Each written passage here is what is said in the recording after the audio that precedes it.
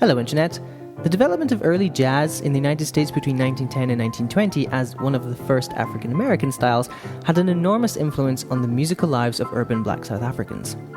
But as with most discussions of South African cultural shifts, we first have to understand the socio-economic activity that prompted it. The latter years of the 19th century were characterized by an enormous social engineering program originally established by British colonial rule that lasted well into the 20th century and culminated in apartheid. After the discovery of gold in the 1880s and the subsequent Second Anglo-Boer War, the first Union of South Africa was carved out through British invasion of the Zulu kingdom and annexation of the Boer republics into Cape Colony and Natal. Needless to say, this was an uneasy cohabitation between numerous different peoples who had, to one degree or another, been warring for decades. So where does music come into all of this? Well, the answer to this question lies at the feet of empire. The emergence of many new musical styles in South Africa in the early 20th century was the result of labour migration, and this migration, at least to the wealthy administrators, was all in the interests of making money and empire building. The most obvious question thus far, then, is in a region in which huge numbers of people lived and traded in largely self-sufficient communities, how did the British coerce such mass labour migrations? The answer? Taxes. Under the Union of South Africa, all residents were subject to taxation by the British colonial administration, and these taxes on everything from dwellings to livestock had to be paid with currency. This forced a cash economy onto a region that had no experience in such complex economic systems.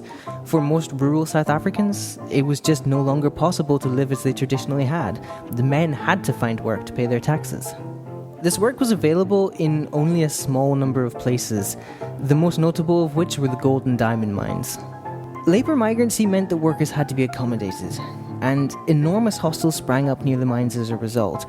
These hostels, although cramped and squalid and inhospitable, often became cultural melting points in which music from as far north as Tanzania could be heard alongside Zulu or Xhosa music.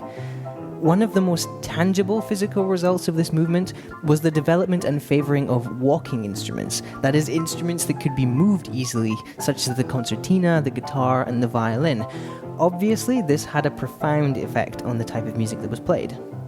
The system of labour migration was deliberately set up to keep people moving and powerless.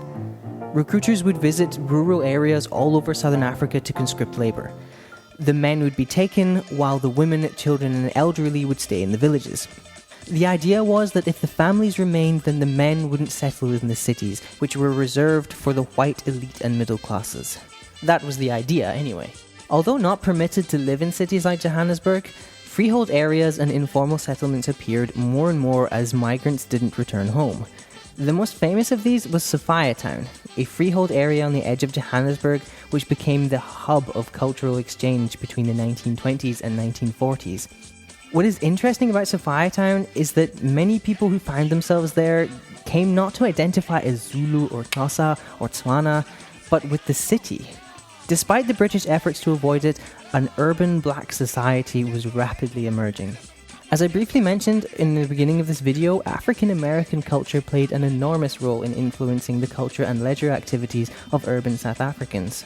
This wasn't the first time that the USA had played a role in influencing South African culture. Vaudeville groups had been touring the country since the late 19th century. But this is the first time that recordings of American music can be bought, sold, distributed, played, replayed, and learned in an urban setting. And there was much to aspire to across the Atlantic. Although by no means equal to white Americans, African Americans had far more rights and freedoms than their South African contemporaries. Early American jazz artists such as the Mills Brothers and Duke Ellington were emulated by South African musicians as their music became synonymous with a better standard of life. With urban life comes leisure time, and Sofia Town became infamous for its nightlife. Although women were not permitted in the cities, many fled the rural areas. But there weren't many ways for women to earn money in places like Sofia Town, so many turned to prostitution or selling illegally brewed liquor. As a result, shebeens, that is, illegal drinking houses, sprang up all over the area, and the shebeen owners would hire live musicians to attract punters. It's only at this stage that I can have the pleasure of introducing you to the result of such a complex blending of musics, attitudes, prejudices, and cultures, South Africa's first jazz music, Marabi. Marabi essentially took vernacular music and jazzed it up, with extended harmonies and jazz instrumentations. Unlike its American counterparts, there was very little improvisation. Instead, repeated melodies would be played over a simple but extremely catchy and effective chord progression, 1-4-5, or sometimes 1-2 in second inversion 5. The sound was infectious, and every shebeen in Sofia Town would have its own live musicians, often self-taught on homemade instruments such as the T-box bass, playing Marabi as punters danced, drank, and otherwise entertained themselves on Friday and Saturday nights. There were even infamous non-stop weekend-long Marabi parties. As fun as the scene may sound, the sound of Marabi became unfortunately synonymous with immorality, alcohol, prostitution, degradation, and violence. Unfortunately, as a result of this reputation, Marabi was shunned by the establishment, including the educated black classes of urban South Africa, and early forms of this music was never recorded.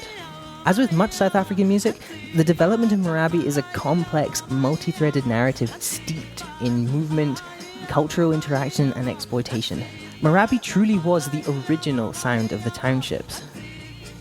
If you have any questions or comments, then feel free to post in the comment section below. And if you want to keep learning about ethnomusicology, musicology, or are just interested in what people think is going on with music, then don't forget to subscribe. And as always, I will see you soon.